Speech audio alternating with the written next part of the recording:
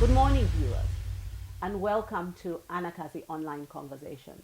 I'm Wansam Tati, Regional Head for Consumer and High Net Worth for East Region. Today, I'm honored to be on this special program celebrating Women's Day. I have with me today Tracy Kaona, who's the proprietor of Tenke Farms.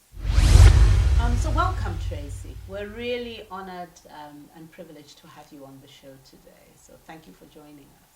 Thank you so much. I'm really honored to be here. Thank you. Thank you. So as we celebrate Women's Day today, and you being a woman in agriculture, tell us about your journey in agriculture. Like you rightly said it, my name's Tracy Kaona. I'm a mother. My farming journey started when I was living by some flats where I wanted to grow vegetables. So I started from my backyard. So with time and with the lessons I have learned about farming, I decided to start my own farm, which is Tenke Farms. Tenke Farms is situated in Chongwe, Rufumsa area. It is owned by me, and it was founded in a quite a funny way, because it was founded by 7 different women friends that decided to do farming. So we decided to come together and purchase land. With that land, we decided to each own a piece of land. So after we owned that land, we decided to start farming and empower ourselves. Eventually, we decided to each cut a piece of the land to give to the local women to help them grow their own produce. So it started with the love of farming and empowerment for the locals in Chongwe area. That's wonderful. And the fact that as women you got together to start something is just really, really powerful, and a powerful story to share and tell on such a auspicious occasion of Women's Day. So you spoke about empowerment of women. There's a lot of work that you've been doing around empowering the women in the local area that you've got your farm, where Tenke Farms is. Please share with us and tell us about that. Okay, so the empowerment that is there is for the seed. We empower, like I said earlier, we have shared pieces of land for our local women farmers, because we realized and we noticed most of the women farmers were just like maybe seated, they were not doing much during the day. So we decided as women as well to bring those women together. At first they were working for us. Eventually we saw the interest. So we said, okay, fine, let's cut parts of our farm to give the locals so that they can also grow their own produce. So we gave a few the seed, and they have the labor, and the land was free. So we started with about 5-10 women, and with time we've seen the interest with the women. They have really, really grown, and each year we have more and more women coming up to come and do the farming, because eventually we realized, I think, in Zambia we have about 70% of the small-scale farmers in Zambia are women. So we realized as women farmers as well, we wanted to also empower our locals. Instead of just empowering ourselves, we also wanted to empower them to do their own farming and also sell and improve their households. And that's really, really powerful. And congratulations for empowering the women in that community. Thank you so much. Now, your farming is predominantly, you're doing village chickens? Yes. And you're also doing sweet potatoes? Yes. And so how are you dealing the issue of training these women? I know you've grown and you've become almost like, you know, a fully blown farmer through the years. But there's also the element of the training of these women in the community. And how are you doing that? Okay, so our farmers, we, like I said, the farm is right in the middle. Where we've given the women farmers is right in the middle is right in the middle where our farm is. Right. So as we are growing our produce, Right. they're also learning from us. Right. So like this year we planted cowpeas, we've planted beans, we've planted maize. So as the women are working in their fields, we're working together. So even as we are planting the sweet potatoes, they're also there, they're learning. So in whatever challenges they're facing, we are there to mentor them, to help them, and to grow together as women in agriculture. That's wonderful. Now tell me, you're a successful farmer, and you've spoken of a whole range of produce. You know, you've spoken about village chickens, you've spoken about potatoes, you've spoken about peas, you've spoken about maize. How did you start this? Sharing with other women out there. What made you do this, and what gave you that urge to actually go into farming? What did you do? What was that just got you to start? So if there are women out there who are thinking, you know, I'm going to start something that I aspire and I love to do, what would you say to them? What made me start farming was the love of farming. I wanted to see things grow. I just love to see things grow. So for me to work with other women, I think being part of Anakazi, I think I was a beneficiary to the Anakazi owners, business owners training, I think some years back. So I decided to sit down and use my love for farming and share it with other women. So I just wanted to share, because I think I am in a network of women that will share their ideas, that will share their networks. So I wanted to share with the locals, with the women that are there, in what I love as well, which is farming. Nice. And I love that you are our very own Anakazi. Yes, I am. On our Anakazi online conversation shows. I really, really love that.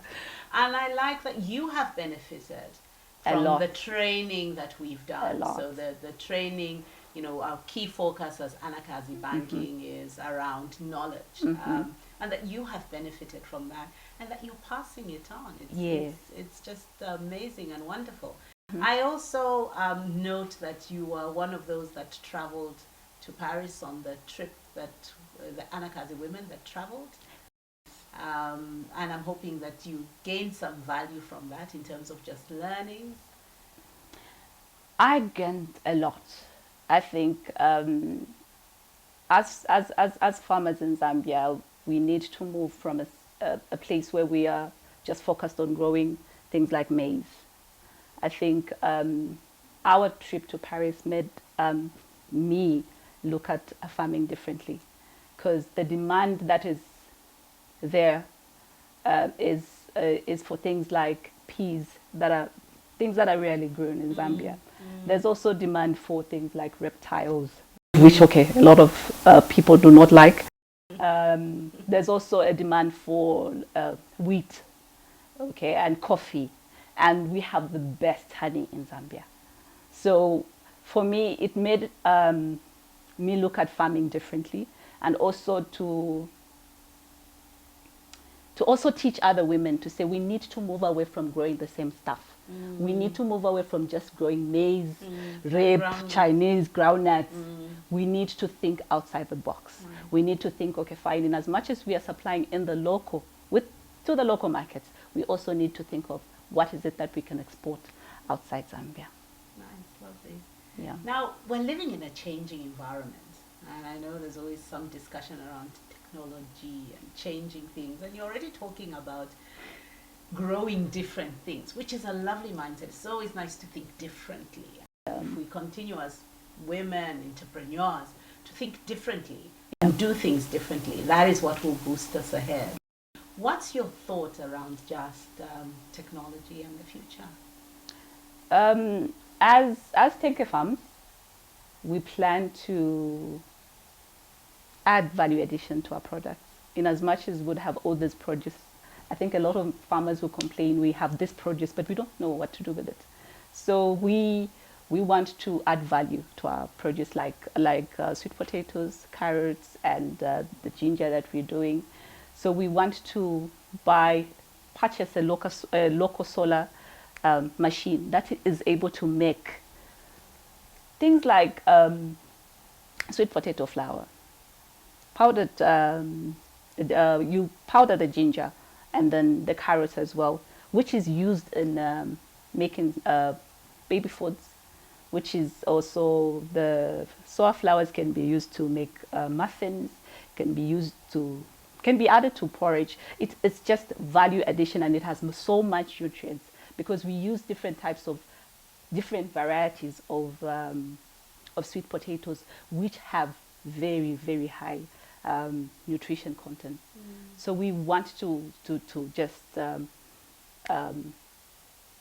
acquire that machinery and also help out the locals, which will help out our local female farmers with employment and